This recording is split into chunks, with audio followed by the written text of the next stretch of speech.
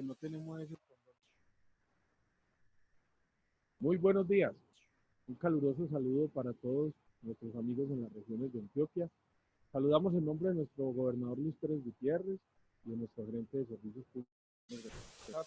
Me acompaña el doctor Carlos Alberto Tortúa, experto en servicios públicos domiciliarios, que nos ha venido acompañando desde hace un buen tiempo ya en las emisiones de estos programas, resolviendo las dudas que ustedes desde los distintos municipios nos han enviado al correo electrónico y adicionalmente también ofreciendo algunas asesorías en términos generales sobre temas que son de interés para los que estamos vinculados con este sector tan importante de los servicios en Colombia. Mi nombre es Carlos Vanegas y hoy tenemos un tema de mucho valor para ustedes en la medida en que nos permite aclarar cómo funciona el sistema general de servicios públicos en Colombia. Buenos días, doctor. Sí, buenos días a todos. Sí, hoy con interés de analizar un tema que por común que es, uno supone que todos los que estamos en el sector lo entendemos. Solo cuando ya uno está dentro de las instancias del gobierno y los organismos de control, ve que a uno no es suficientemente claro cuál es el rol de los agentes que intervienen, o bien como autoridad, o bien como agentes económicos en el sector de los servicios públicos domiciliarios. Me parece que es un tema del mayor interés, Carlos. Bueno, una precisión, estamos transmitiendo desde las salas de reuniones del cuarto piso de la Gobernación de Antioquia.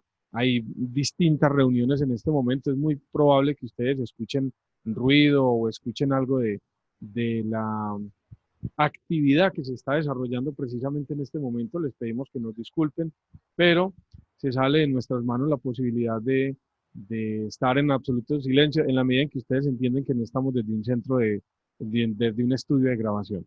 También otra precisión, la sesión pasada tuvimos algunos problemas técnicos, hicimos una sesión presencial aquí con algunas personas que nos acompañaron de las regiones y de Medellín, pero no hemos podido subir a las redes este material por dificultades técnicas que se presentaron luego, porque cuando el programa se emite, luego hay un sistema que nos permite grabar al tiempo y tuvimos, como ya les dije, algunas dificultades. Les rogamos nos disculpen. Vamos a hacer todo lo posible por recuperar ese archivo para que esté a disposición de ustedes. Hoy entonces vamos a resolver esa inquietud que en términos generales tiene uno cuando se enfrenta a este mundo bastante amplio de los servicios públicos y es cómo funciona este sistema, cuáles son las instituciones, las autoridades, cuáles son las competencias y funciones de ellas y qué hacer nosotros, ya sea como usuarios, que ustedes saben nos interesa mucho llegarle con este material pedagógico a los usuarios, pero también como empresas de servicios públicos o municipios si tenemos una queja o reclamo, si tenemos una denuncia, si tenemos un trámite, si tenemos una acción que emprender ante quien vamos. En primera instancia, si acudimos a la superintendencia, o si acudimos a la comisión de regulación, si acudimos al ministerio, si acudimos a un juez, si acudimos a la gobernación o al municipio. ¿Quién es el responsable de asumir esas tareas y cómo funciona este sistema? Es lo que nos convoca el día de hoy como una oferta en la medida en que nos han estado preguntando esto de manera directa, algunos y otros de manera indirecta, para que nos queden esas claridades y sepamos cómo movernos en este mundo que en principio uno no se imagina es tan amplio de los servicios públicos domiciliarios en Colombia. Los dejo entonces con el doctor Carlos Alberto Tortúa para que iniciemos esto y sobre la marcha seguramente yo haré algunas preguntas aclaratorias. Carlos, a ver, cuando se hace la ley 142, este es uno de los temas centrales que hay que abordar. ¿Por qué? Porque antes de la ley 142, el esquema en Colombia era monopólico y por lo tanto una misma entidad que era la empresa hacía todo. Planeaba el sector, definía las tarifas, protegía a los usuarios, definía las políticas públicas. Entonces, cuando uno se para en Medellín, era Empresas Públicas de Medellín, o uno se para en el departamento de Antioquia, era Coantioquia, era EAD, era Edatel, el que definía todo lo del sector. El sector no tenía roles distintos, ni siquiera en Colombia había una ley general que regulara el tema de servicios públicos, ni existía la categoría jurídica de empresa, servicio público, no existían las comisiones de regulación, no existía la superintendencia. Es decir, como cualquier empresa en el mercado. Y no tenía un régimen ni regulatorio ni de control, siempre un tema tan sustancial como los servicios públicos, nada. Código de comercio. No, al contrario, función pública. no aplicaban para nada el derecho privado. El derecho privado no se aplica para nada. Empresas industriales y comerciales del Estado. Eran empresas industriales y comerciales del Estado o incluso ni siquiera eso, eran establecimientos públicos. Porque es que en el derecho administrativo tradicional, sobre todo en la escuela de León Tigui, prestar servicio público es función pública. Entonces, los administratistas tradicionales empezamos a decir que el Estado cumplía varias funciones. Una era legislar, otra era gobernar, otra era juzgar, otra era controlar, otra era la defensa del orden público y otra era hacer el papel moneda y otra finalmente era prestar servicio público. La prestación de servicio público era entendido como una función pública estatal y solo le correspondía al Estado. Y más, muchos temas que hoy entran en discusión antes ni siquiera eran pensables. Por ejemplo, que un particular preste servicio público o que la red tenga un valor económico o que las empresas tengan que ser sostenibles económicamente. Eso ni siquiera era pensable. Más aún, cuando a uno le hablaban de eso, uno pensaba que eso era soñar. ¿Por qué? Porque es que uno pensaba que era una función pública y que esa función pública se evaluaba siempre desde la perspectiva social. Doctor, esta ley es del 94, entonces incidió la Constitución del 91 para que esta ley se conformara, se creara o se pensara como se creó. En el mundo el tema arranca en 1987, porque esta ley se inscribe en un fenómeno mundial. Ese fenómeno mundial va a ser la Ronda de Uruguay, va a ser la OMC, van a ser los organismos multilaterales, económicos y de crédito, y las políticas públicas globales. Hay que entender una cosa, no fue un capricho de César Gaviria ni de Virgilio Barco transformar el sector de los servicios públicos, no. Eso se transforma en un entorno que se llama la apertura, la internacionalización, la globalización de los mercados, y por la misma época que en Colombia se transforma el sector, se estaba transformando en el Ecuador, en el Perú, en la Argentina, en el Brasil, en toda Iberoamérica había una enorme transformación que era el paso del monopolio a la competencia y a la apertura. Y eso te va a venir acompañado de una pregunta y era el sistema. ¿Puede en un nuevo sistema, en un nuevo enfoque integral del sector, podemos seguir trayendo el esquema monopólico convencional o necesariamente tenemos que empezar a definir un rol distinto entre las autoridades? Entonces, cuando se hace la Constitución del 91, o sea, quien realmente cambia el esquema no va a ser la Ley 142. Realmente el esquema en Colombia lo cambia la Constitución del 91, que permite que los particulares presten servicios públicos, que ya introduce el término regulación, aparece en la Constitución, y la única superintendencia que es creada y casi que el único organismo estatal que es creado directamente por la Constitución va a ser la Superintendencia de Servicios Públicos Domiciliarios. La propia Constitución ya empieza a anunciar aparece primero que incluso las empresas de servicios públicos. Claro. La superintendencia aparece primero, obviamente en la cabeza de quienes estaban en todo ese proceso ya venía diseñándose un esquema, y yo tuve la fortuna de estar en el sector de las telecomunicaciones, y primero creo yo que en agua y que en energía, aun cuando después todos los sectores se han desarrollado, uno no podría negar los avances que a todo este sector le da el sector de energía y el de agua, pero desde allá el que creo yo que empezó a vislumbrar lo que se venía fue el sector de las telecomunicaciones, por cuanto fue el primero que hubo que permitir el ingreso de privados.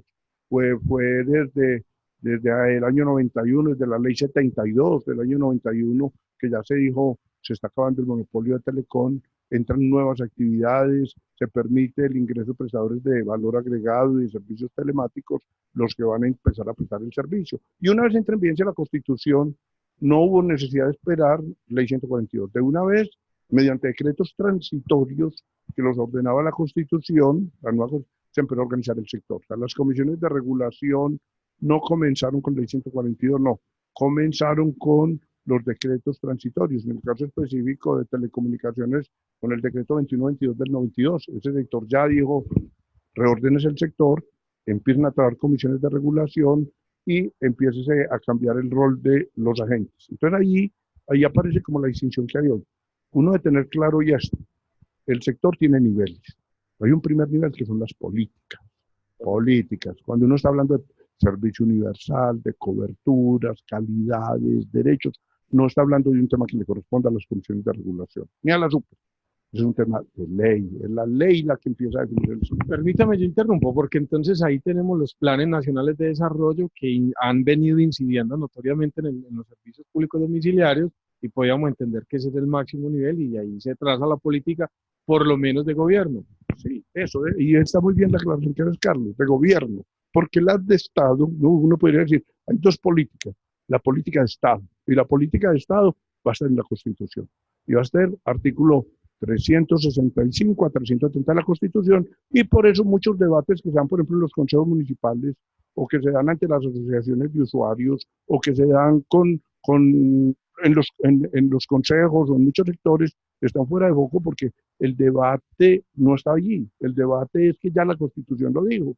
Es decir, si en Colombia uno por los servicios públicos va a cobrar tarifas o si va a cobrar precios, o si en servicios públicos vamos a tener usuarios o vamos a tener clientes, o si va a haber o no va a haber intervención del Estado, si va a haber prioridad o no en el servicio universal, ese tema en Colombia no está en debate en el escenario de la política de gobierno, está en el escenario de la política de Estado, y por eso cuando uno se dedica a este sector, lo primero que hay que leer es la Constitución. Y dentro de la Constitución, básicamente, unos artículos muy específicos, que son los artículos 365 a 370, y además el artículo segundo, el artículo 333, 334 y 336.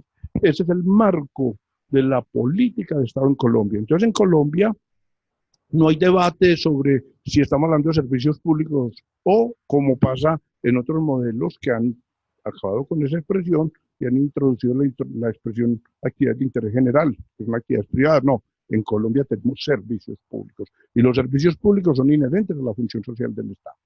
Permítame, yo hago una aclaración porque hoy seguramente vamos a salir en una emisión un poco más corta de las que habitualmente los tenemos acostumbrados.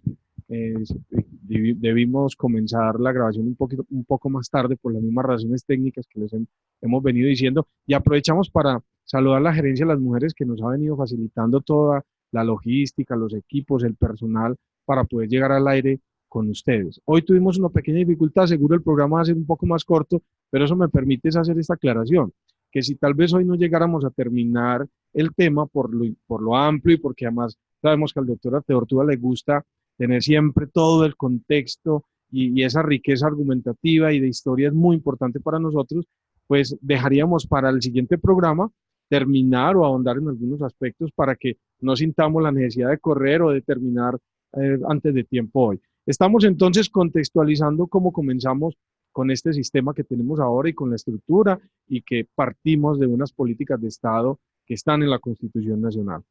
Y luego, entonces, ahí sí aparece la ley 142 del 94, en donde encontramos el primer marco regulatorio moderno. Perfecto, sí. Y dijéramos, y de acuerdo, Carlos, hoy podemos avanzar.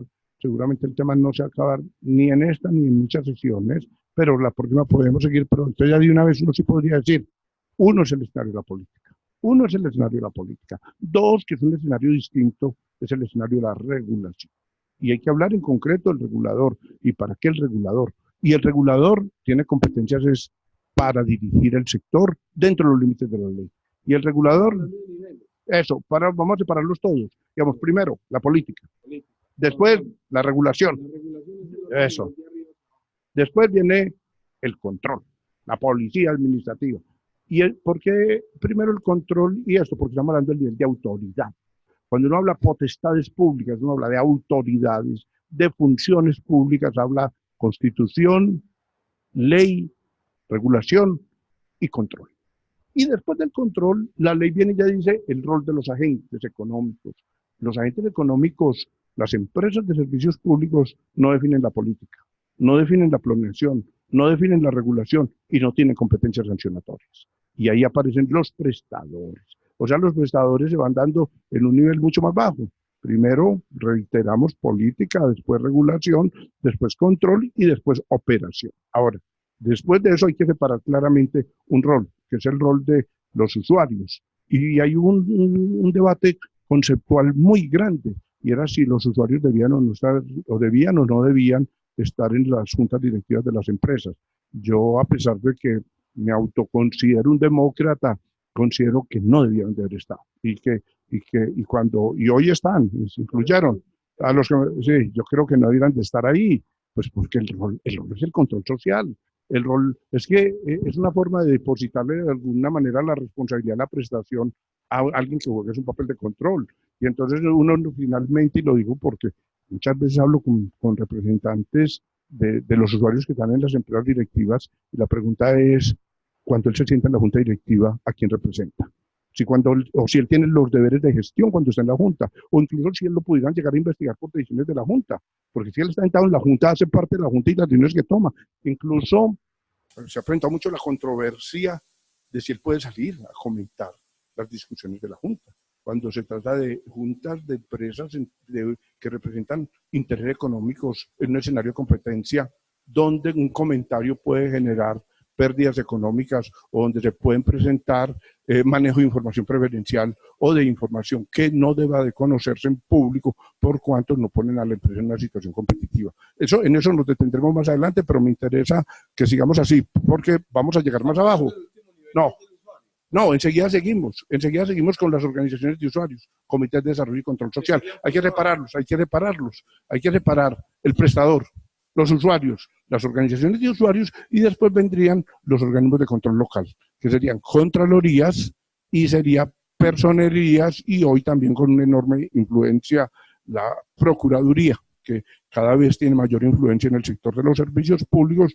Yo diría que frente a un desconocimiento histórico del verdadero rol de las superintendencias. Yo he celebrado mucho en los últimos días que he visto que las superintendencias, y no tanto en servicios como en el sector salud, han puesto unas fuertes sanciones, no por violación del régimen de la competencia, sino por violación de derechos de usuarios, que creo que es el rol de la policía administrativa en materia de servicios públicos es proteger al usuario. Ahora, protegiendo la competencia le protege al usuario, perfectamente sí es, pero su núcleo central desde la perspectiva de servicios públicos. Sé que con mis amigos expertos en derecho a la competencia no coincidimos. Para ellos la competencia es un fin en sí mismo. Para mí en servicios públicos no. Para mí en servicios públicos la competencia es un medio que permite exigir eficiencias, que permite que los agentes económicos no incurran en trasladarle a los usuarios costos ineficientes, pero el centro del usuario. Y por eso creo que constitucionalmente se creó una superintendencia de servicios públicos para que proteja al usuario. Y pues yo defiendo todos los fallos de la Corte, pues ya me parece supremamente valioso, pero creo que la Corte debió haber prohijado la tesis de que los conflictos, todos los conflictos de policía económica que se generan en el sector de los servicios públicos debían de ser de competencia de la Superintendencia de Servicios Públicos. Ahora, no es así. Ya la Corte lo definió, dijo claramente, si se trata de conflictos de competencia entre competidores, el competente es la SIC, de acuerdo con la ley 1340. Pero antes de que avances vos, Carlos, yo para todos sí quiero decir, esto se da por niveles. Primero, se da por niveles. Entonces, primer nivel, la política. Segundo nivel, la regulación. Tercer nivel, la policía administrativa. Cuarto nivel, los prestadores. Quinto nivel, los usuarios. Sexto nivel, las organizaciones de usuarios. Y séptimo nivel, los organismos de control local. Entonces ahora nos devolvemos. Y creo que nos vamos a tener que volvernos varias veces. Entonces, el primer nivel, la política. Entonces, y eso es muy importante, es porque muchas veces se arman discusiones en escenarios que no son. Entonces yo no puedo ir a pelearle a una comisión de regulación o vengo a pelearle a una empresa o a pelearle a la Contraloría o a la Superintendencia un asunto que es de política, bien sea que sea constitucional o legal. Esos debates se dan en el Congreso, esos debates se dan en el Constituyente. Decidir ciertos asuntos no es un asunto, por ejemplo, si se subsidia o no se subsidia el estrato 3, ese es un asunto de política. Ese es un asunto que no van a decir ni las empresas ni los consejos, ya la política lo tiene definido. O por ejemplo, decir quién es el propietario de las redes. Esos son temas de política. Pues el propietario de la red, y muchos, y pues lo reitero aquí en esta conversación contigo y con las personas que nos acompañan, pero lo reitero yo muchas veces en clase. Yo tengo que explicarlo, pero el hecho de que lo explique no quiere decir que yo lo comparta. Yo creo que yo soy de los partidarios de que la red siempre debe haber sido del Estado, que el Estado jamás, más de tratándose de bienes tan meritorios como los servicios públicos. Sin embargo, no. Hoy es claro y recientemente lo reiteró el Consejo de Estado, la red es de quien la construya. Y si el que la construyó fue un agente privado, que la construyó en un escenario de competencia, él es... No importa si ese agente privado la construyó, teniendo en cuenta ese sistema tarifario que nosotros manejamos y donde en la tarifa se cobra esa infraestructura, sabiendo que los usuarios fueron los que finalmente pagamos la infraestructura, difería en el tiempo, esa infraestructura es de esa empresa.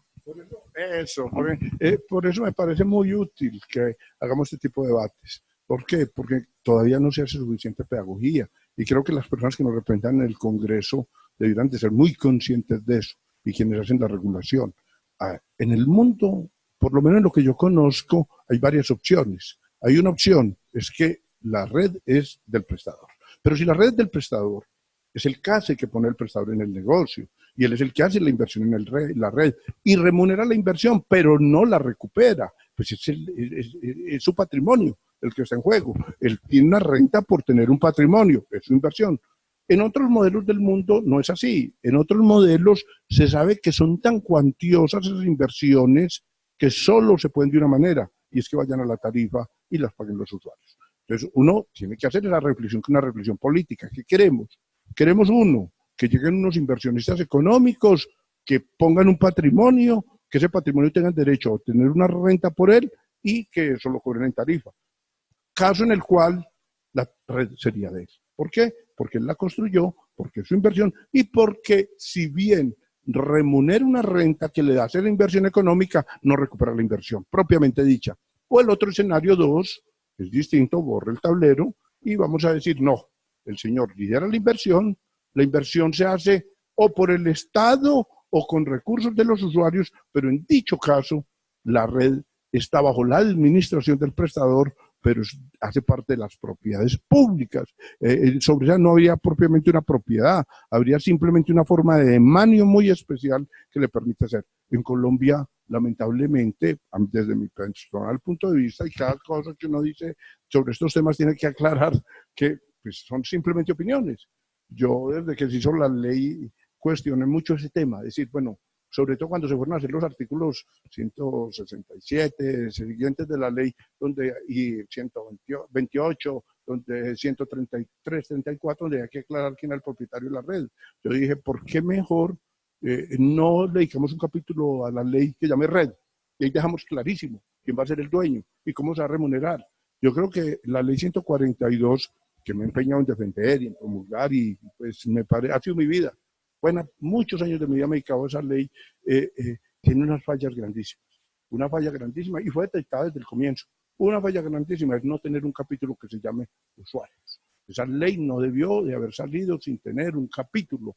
No un artículo regado, no cosas dispersas, no un capítulo de llamar usuarios. Y debió haber tenido otro capítulo. Y ese otro capítulo se ha llamado redes. Pero tal, Carlos, como lo ha señalado, y ha quedado implícito en tu comentario, aquí hay como una poza de discordancia. ¿Cuál es la discordancia? La discordancia es que en la red en Colombia los proveedores de servicios están autorizados a recuperarla explícitamente en la tarifa. Sin embargo, la red es de propiedad del proveedor de servicios y lo que sigue más adelante es un bien de mercado. Por lo tanto lo pueden vender.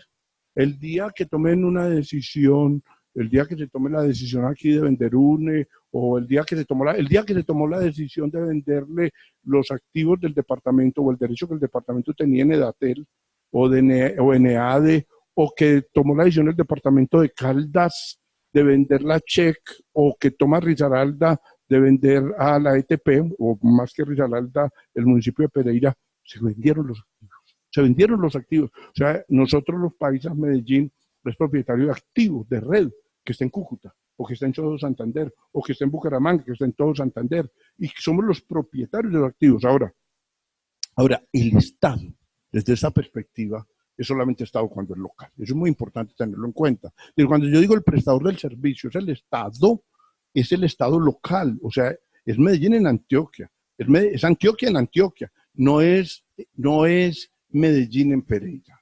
Medellín en Pereira, EPM en Pereira, se comporta de la misma manera que se hubiera comportado cualquier agente económico. O sea, es tan extranjero como un ruso, es tan extranjero como un chino, y que sea propietario EPM de la red de Pereira, es simplemente que Pereira no puede autodeterminar el manejo de esa red, y ha quedado claro, y ese es un punto de política muy importante. Doctor, ¿en qué nivel estamos?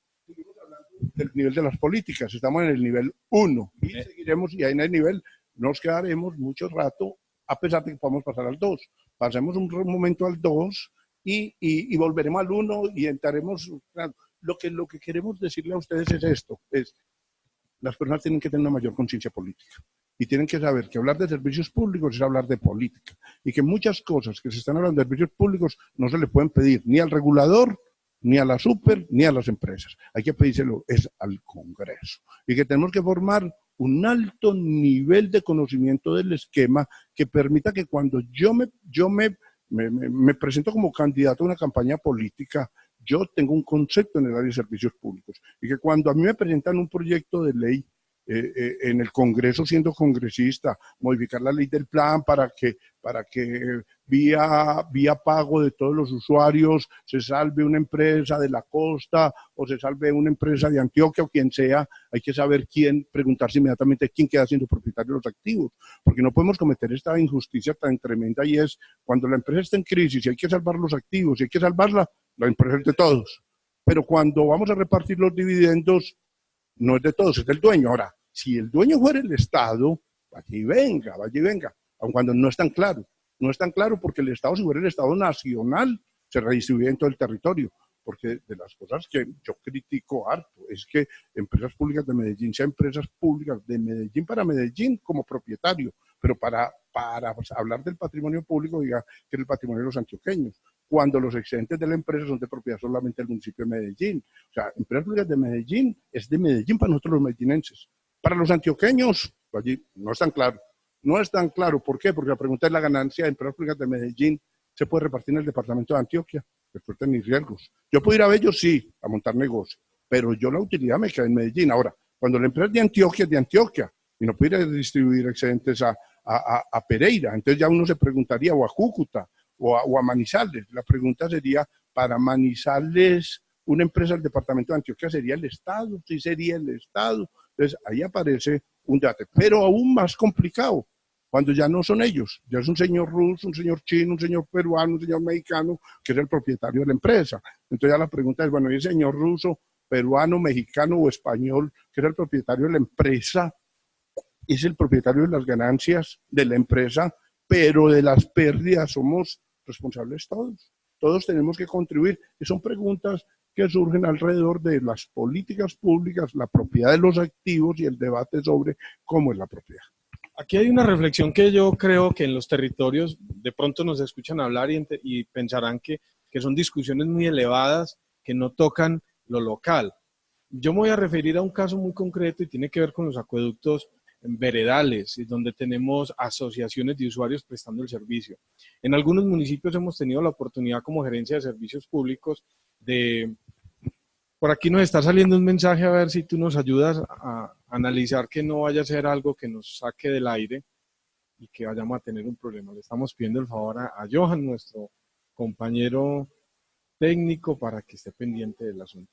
¿Estamos bien? Muy bien, no hay de qué preocuparnos. Le estaba diciendo que en lo local, en lo territorial, esto que parece ser de una discusión muy elevada, tiene mucho sentido. Nosotros tuvimos oportunidad de visitar algunos municipios en el departamento porque la Gerencia de Servicios Públicos pues apoya financieramente a los municipios para la ejecución de proyectos de infraestructura en materia de servicios públicos. En algún municipio nos decían, no, nosotros no queremos que ustedes vengan a construirnos un acueducto. Nosotros decíamos, pero hombre, ¿quién no está interesado en recibir las cifras tan altas de dinero que recibe un municipio del Plan Departamental de Agua con el acompañamiento pues de nuestro gobernador y el gerente James Gallego? Y decían, no, lo que pasa es que ustedes nos van a privatizar el agua. No, lo que pasa es que ustedes nos van a empezar a cobrar. No, lo que pasa es que ustedes no entienden que nosotros venimos trabajando en un sistema diferente. Pues bien, hablar de este tema nos permite entender que hay cosas que no dependen del resorte de un gobernador o de un alcalde y que son una política nacional y que no se pueden hacer excepciones en el territorio, pero que normalmente esa política no va en detrimento de los territorios, al contrario, van en procura de mejorar las condiciones de vida de estas comunidades y que el usuario finalmente es el gran beneficiario que va a acceder a agua apta para el consumo humano, que sí tendrá unas obligaciones y una contraprestación, pero que va a cambiar un agua cruda que ha estado consumiendo y que genera una afectación a la salud. Ahora, Carlos, siguiendo ahí, siguiendo en el entorno que lo estás poniendo, ya viene la reflexión. Ahora la poníamos en el nivel del Congreso, ahora bajémosla al nivel del Consejo. Las decisiones que tiene que tomar el Consejo tienen que ser muy cuidadosas en defensa de la política local. Y no va a ser lo mismo, y eso será sesión de trabajo futura, no será lo mismo, por ejemplo, cuando viene un tercero y al tercero le entregamos en arrendamiento la red o le entregamos en comodato la red o en concesión la red, a cuando al tercero le damos el derecho a él ser el propietario de la red. Ese es un punto muy crítico de tomar, un punto muy crítico de tomar es ese.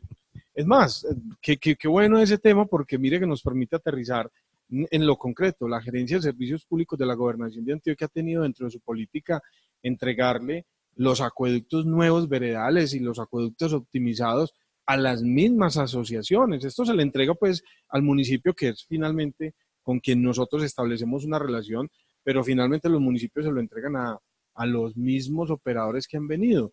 Y nosotros tenemos un programa de acompañamiento, de fortalecimiento institucional, de aseguramiento, que nos permite que esas asociaciones de usuarios adquieran la capacidad y las competencias necesarias para poder tener ese nuevo acueducto en sus manos de buena manera, de tal forma que no hay ningún miedo en que una asociación de usuarios reciba una infraestructura, la pueda operar, porque además nosotros garantizamos de que esa asociación, con nuestro equipo de fortalecimiento, reciba la capacitación, el entrenamiento, la compañía, el asesoramiento técnico, para que puedan hacerlo de buena manera. Esto era un paréntesis simplemente aclaratorio. El tema que estamos planteando es un tema muy importante. ¿Por qué? Porque entonces estamos en un municipio donde está en una situación crítica y es responsabilidad de la administración decir cuál va a ser el futuro. Lo que le estamos diciendo es, venga señor, que usted tiene muchas posibilidades de actuar y que la peor para nosotros es que usted enajene los activos públicos o que usted permita que el que haga una inversión quede siendo propietario de la red. Por eso siempre se prohija, cuando se representa la posibilidad, más bien, de que se cree una asociación con un tercero, pero que dentro de esa asociación no entre la propiedad de la red. Cuando yo soy propietario en el orden municipal de la red, yo separo la propiedad de la red, sigue siendo municipal, y vengan terceros, hagamos una sociedad y a la sociedad le entregamos la red en comodato temporal o le entregamos la concesión de la explotación de la red o el arrendamiento de la red, pero no meter la red dentro del negocio. Ahora, la pregunta es, ¿podríamos también meter la red dentro del negocio? Claro, claro, podemos también meter la red dentro del negocio, pero cuando yo me meto, cuando llega Carlos Vanegas al municipio y se quiere meter en un inversionista, como inversionista del sector de los servicios públicos, y yo le digo, venga y que vamos a crear una sociedad de economía mixta, y la sociedad de economía mixta va a ser propietaria de la red, lo que le estoy diciendo a Carlos Vanegas es que él va a ser propietario como particular de activos públicos.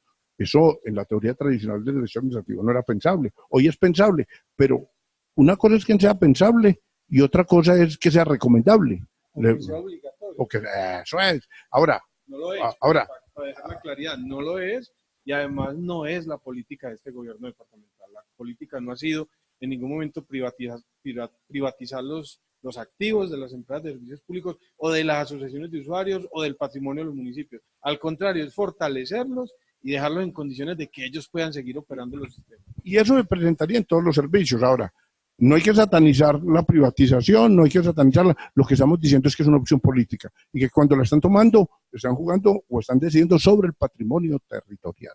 Están decidiendo. ¿Por qué? Porque si va a llegar un agente privado y yo de una vez lo voy a dejar que él sea el titular de la inversión, ya ni siquiera soy copropietario con él de la red. Él es el propietario de la red. Y pregunten, en Colombia presentan municipios que están así. En Colombia hay esos municipios. Y entregarle un activo tan importante, ese es un problema crítico. Pero sí, ahora sí te recojo el interés tuyo de seguir un poco adelante, pero queríamos señalar asuntos como ese, asuntos como esquemas de subsidios, asuntos como derechos del usuario, asuntos como el silencio positivo, la regulación del mismo, son asuntos todos legales, no son asuntos regulatorios ni asuntos. Mire que precisamente en el último plan de desarrollo, no en este actual, en el último plan de desarrollo, se cambió el porcentaje de subsidios, que teníamos un porcentaje más alto era, y subió, y bajó, del 70, 40, 15,